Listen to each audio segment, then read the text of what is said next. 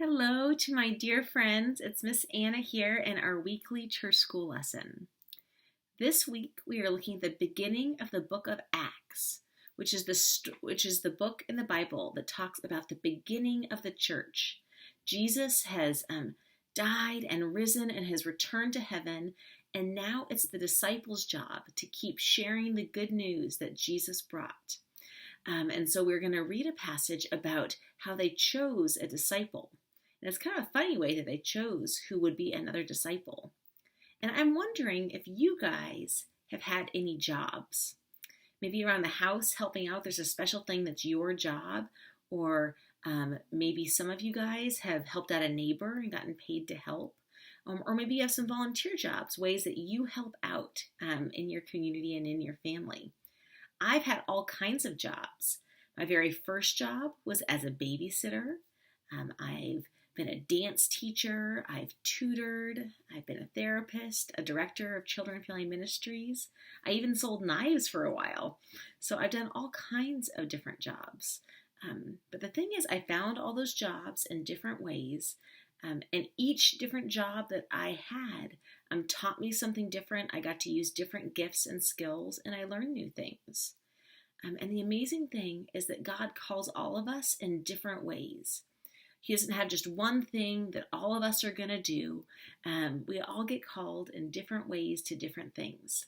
So I'd like you guys to read with me what our Bible lesson is today from Acts chapter 1. Okay, the disciples choose. Peter counted 1, 2, 3, 4, 5, 6, 7, 8, 9, 10. He counted more. 11, 12, 13, 14, 15, 16, 17, 18, 19, 20. How many believers are at this meeting? Asked Peter. There were almost too many to count. About 120 believers crowded around Peter. We need 12 disciples to teach about Jesus, began Peter. And without Judas, there are only 11 of us. Help us pick one new disciple. The crowd wondered who it should be. We should pick someone who followed Jesus, Peter said. Someone who saw Jesus after he rose from the dead. Who should it be? A rumble went through the crowd. Someone said, "Pick Barsabbas." "Choose Matthias," called another. "We have two good choices," said Peter.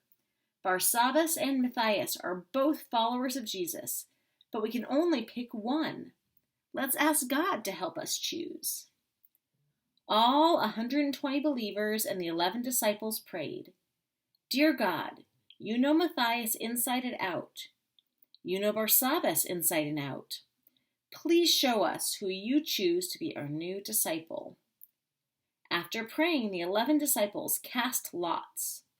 All those watching held their breath. Who would be the next disciple? It's Matthias, Peter called. Let's welcome him. We now have 12 disciples who can be leaders and teach about Jesus. So to choose Matthias, they first had some people say, I think that these two people would be good disciples. And then they cast lots, which was kind of almost like rolling dice or leaving it to chance. But they were praying and trusting God would tell them who would be the next best disciple to be a part of their 12.